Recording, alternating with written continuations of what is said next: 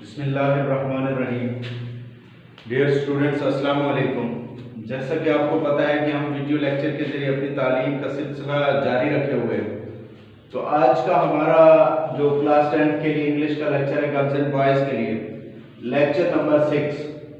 हम दूसरा लेसन पढ़ रहे थे। दूसरे लेसन में हमने पहला पैराग्राफ पढ़ा था पिछले लेक्चर में, और उसका आज जो है वो लेसन नंबर 2 का दूसरा पैराग्राफ पढ़ना है, ट्रांसलेशन। साथ में हमने जो हमारे पेपर में नरेशन आती है उसका इंट्रोडक्शन भी शुरू करते हैं। कल से फिर इसकी डिटेल जो है वो साथ में पढ़ते जाएंगे। तो बुक खोलें और पैराग्राफ नंबर 2 देखें। तो पहला पैराग्राफ पढ़ा था चाइनीज न्यू ईयर का।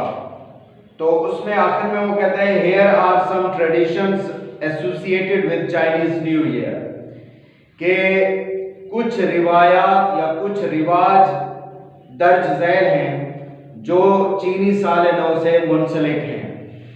पहला क्या है जी? क्लीनिंग हाउसेस एंड क्लॉथ्स, घरों को साफ करना और कपड़े पहनना, नए कपड़े पहनना। Prior to the first day, यानी पहले दिन से कबल, चीनी साल नौ के पहले दिन से कबल, आफ्टर न्यू ईयर, साल नौ, चीनी साल नौ के पहले दिन से कबल। It is customary for families, ये खानदानों के लिए रिवाज है, to thoroughly clean their houses, कि वो मुकम्मल तौर पर अपने घरों को साफ करें। चीनी साल नौ के पहले दिन से कबल खानदानों के लिए ये एक रिवाज है कि वो मुकम्मल तौर पर अपने घरों को साफ करें। Doing this is said to clear out any bad luck from the previous year. Doing this is said, यानी कहा जाता है कि ऐसा करना, to clear out any bad luck from the previous year, यानी ऐसा करना जो है वो पिछले साल की बुरी किस्मत का सफाया करना होता है, बुरी किस्मत को साफ करना होता है। And to make the house ready, और अपने घर को तैयार करना होता है, to accept good luck for the coming year, आने वाले साल की खुशकिस्मती के लिए, यानी आने वाले साल की खुशकिस्मती को कबूल करने के लिए अपने घर को तैयार करना होता है। कहा जाता है कि ऐसा करना पिछले साल की बदकिस्मती को या बुरी किस्मत को साफ करना और आने वाले साल की खुशकिस्मती को कबूल करना होता है। All cleaning must be finished, तमाम सफाई जो है वो लाजमी तौर पर खत्म की जानी चाहिए। बिफोर न्यू ईयर्स डे, यानी साल नौ के दिन से पहले, साल नौ के दिन से पहले दिन से कबल तमाम सफाई जो है वो खत्म करनी होती है। So there is no chance of accidentally throwing out the good fortune of the new year, ताकि साल नौ की अच्छी किस्मत को हादसाती तौर पर भी बाहर फेंकने का मौका ना मिले।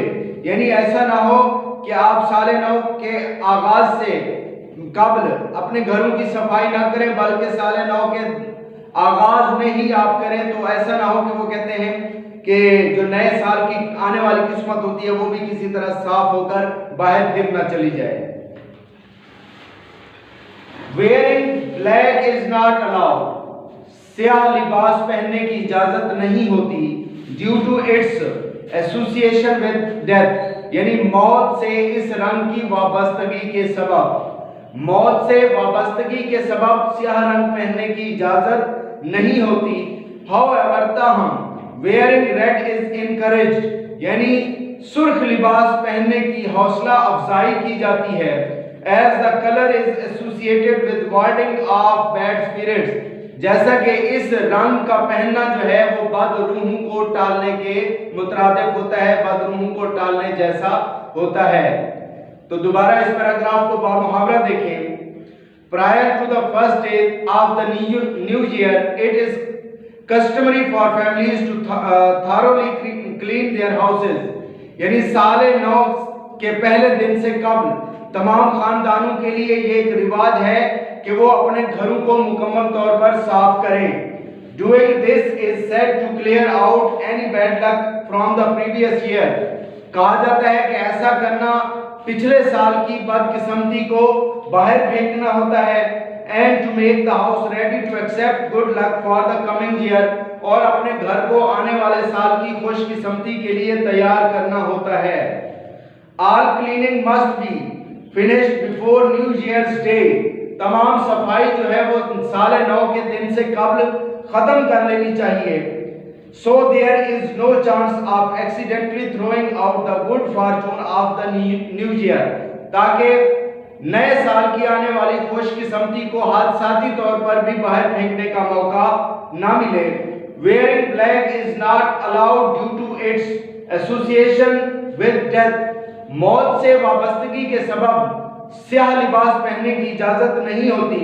However, wearing red is encouraged. ताहम सुर्ख लिबास पहनने की हौसला अफजाई की जाती है, as the color is associated with warding off bad spirits, जैसा कि इस रंग का पहनना जो है वो बदरूह को टालने के मुतरादिफ होता है या बदरूह को टालने से मुंसलिक होता है।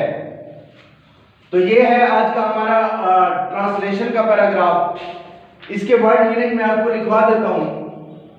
प्रायर, प्रायर का मतलब है पहले।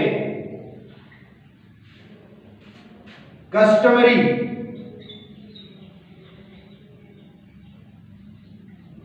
कस्टमरी रिवाज। Thoroughly,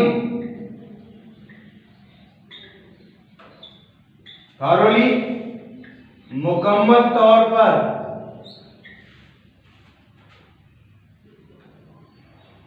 clear out, clear out साफ कर देना या सफाया कर देना। Previous,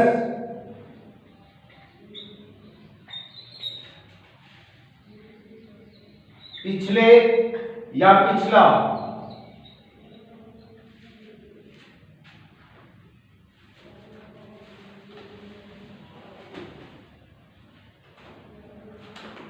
accidentally,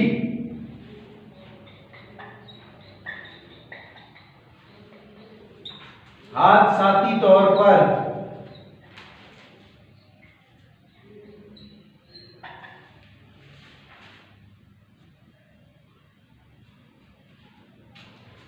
throwing,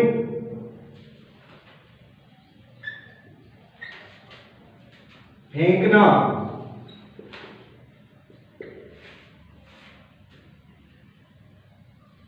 allowed,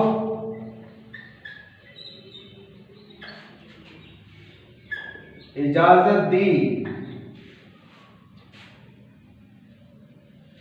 association,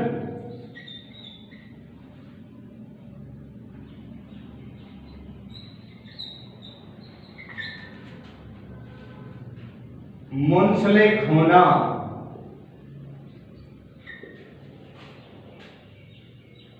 encourage,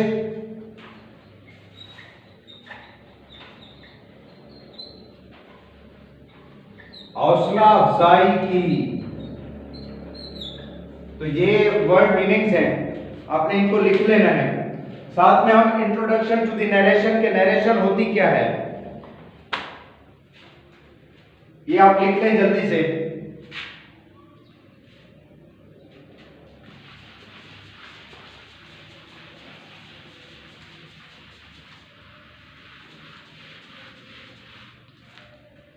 narration क्या होती है जी? नरेशन हमारा जो अंदाज़ गुफ्तगू है, यानी बात करने का जो अंदाज है या जिस अंदाज से हम बात करते हैं, जिस तरीकेकार से हम बात करते हैं, उसको कहते हैं नरेशन, यानी way of talking. Way of talking is called narration. अब एक चीज होती है, एक होता है रिपोर्टिंग स्पीच,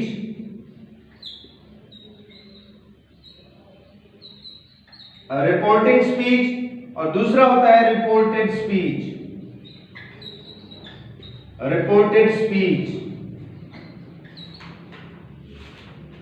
अब रिपोर्टिंग स्पीच क्या होती है और रिपोर्टेड स्पीच क्या होती है, इसको हमें देखना है कि जो बंदा किसी शख्स की बताई हुई बात को बता रहा होता है वो रिपोर्टिंग स्पीच कहलाता है। क्या कहलाता है? Reporting speech. कि मैं कहता हूं कि फलां बंदे ने ऐसे बात की, फलां बंदे ने कहा कि वो लाहौर जा रहा है या मैं लाहौर जा रहा हूं, तो अब मैं क्या हूं? किसी और शख्स की बात को बता रहा हूं आपको, तो मैं क्या हूं? Reporting speech. यानी इसमें आप ये समझ लें कि फर्स्ट पर्सन भी हो सकते हैं और थर्ड पर्सन भी हो सकते हैं। तो यानी जो बात को बता रहा होता है वो होता है रिपोर्टिंग स्पीच। और किसी शख्स की कही हुई बात जो होती है इसको जिस अंदाज में यानी जिस अंदाज से वो शख्स कोई बात करता है उसको कहते हैं हम रिपोर्टेड स्पीच। अब सिंपल सी बात ये है कि आप डायरेक्ट इनडायरेक्ट जब पढ़ते हैं, यानी डायरेक्ट इनडायरेक्ट, तो डायरेक्ट जो कॉमास के बाहर होता है, यानी कॉमास के बाहर जो बात कही या लिखी जाती है उसको हम कहते हैं रिपोर्टिंग स्पीच। और जो बात कॉमास के अंदर होती है, किसके अंदर? कॉमास के अंदर होती है, उसको हम कहते हैं रिपोर्टेड स्पीच। ठीक है जी।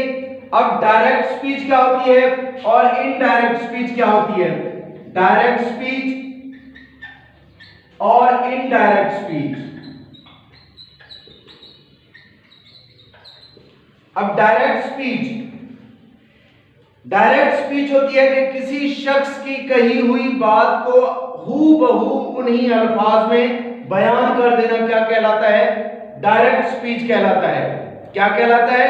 डायरेक्ट स्पीच कहलाता है। यानी किसी शख्स ने बात की तो मैंने उस शख्स की उसी बात को उसी के अल्फाज में ही बयान कर दिया, तो उसको हम कहते हैं डायरेक्ट स्पीच। अब इनडायरेक्ट स्पीच क्या होती है कि जिसको हम यानी डायरेक्ट स्पीच को इनडायरेक्ट स्पीच में चेंज करते हैं। तो मतलब यह है कि किसी शख्स की कही हुई बात को हम जब अपने अंदाज में, जब अपने अल्फाज में बयान करते हैं, पेश करते हैं, तो उसको कहते हैं indirect speech. For example, he said. अब ये क्या है? रिपोर्टिंग स्पीच है। क्या है? रिपोर्टिंग स्पीच कॉमास के बाहर। He said I am going to school. अब देखिए, वो कहता है कि उसने कहा, यानी कोई भी शख्स कहता है कि उसने कहा मैं स्कूल जा रहा हूं। I am going to school, मैं स्कूल जा रहा हूं, यानी मैं स्कूल जा रहा हूं। ये किसी शख्स की कही हुई बात को इस बंदे ने उसी अल्फाज में, उन्हीं अल्फाज में बयान कर दिया है। तो ये क्या है? इनडायरेक्ट। डायरेक्ट स्पीच है। अब इसी बात को ये बंदा अपने अल्फाज में बयान करता है, तो वो कहता है कि ही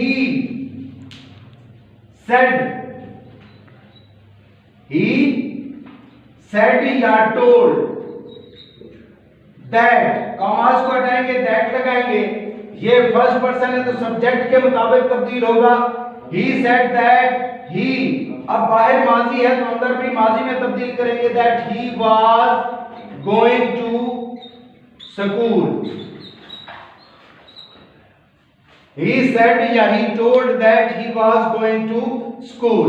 तो ये आज का इंट्रोडक्शन है हमारा नरेशन के लिए। कल से हम इसकी डिटेल पढ़ेंगे।